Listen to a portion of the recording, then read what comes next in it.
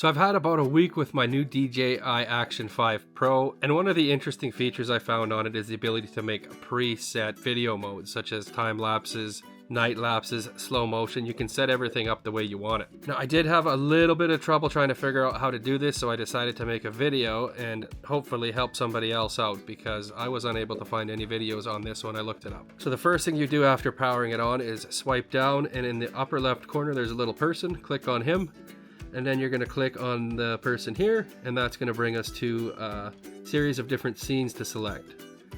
So in today's video, I am going to make one for a dash camera setting. So I want to pick the racing wheel I think is the closest to dash camera, and I will confirm that. So here we are. So it's showing 4K rocksteady ultra wide. That's pretty much what I want. 4K 16. I'm going to bring it to a 4:3 aspect ratio just so I have a little bit more room to play with the camera, but I am going to leave the FPS to 30 because that is just fine for me. You might want to bring it up to 60. It all depends on personal preference. 60, you might get a little bit sharper of an image for picking up license plates and signs and things like that. But for what I'm going to use at 430 is just fine. Saves me some memory card space. Next, I'm going to click on the little camera on the top left. And what I want to do for a dash cam mode is move it to loop recording.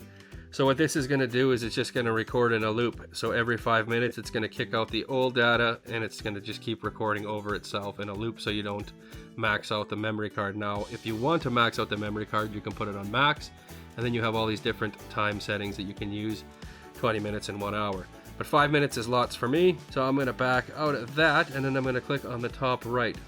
So I got the ultra wide field of view, that is what I want, and Rocksteady is good. I don't need Rocksteady Plus, and if you put Rocksteady Plus, you lose that ultra wide field. So in the car, ultra wide, Rocksteady is fine. I'm gonna back out of there, bring this back down, and then you hit this little control here for some more settings. 10-bit color is what I'm looking for, so that's where it's at. I'm gonna leave it there, 10-bit color.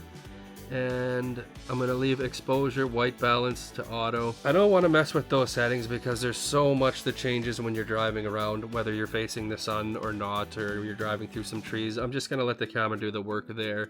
So if you want to get into it, you can go into the pro mode and look at a few more things. And I do like to soften it up a little bit with the noise reduction -1 and the texture -1. I put that in all my settings. I do think that it looks a little bit better.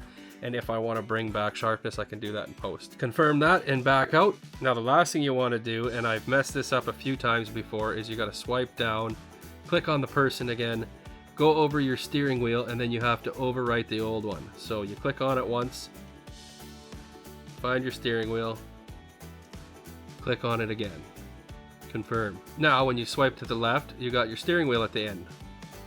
So when I pick that, it should be the same settings as I had before, and there they are.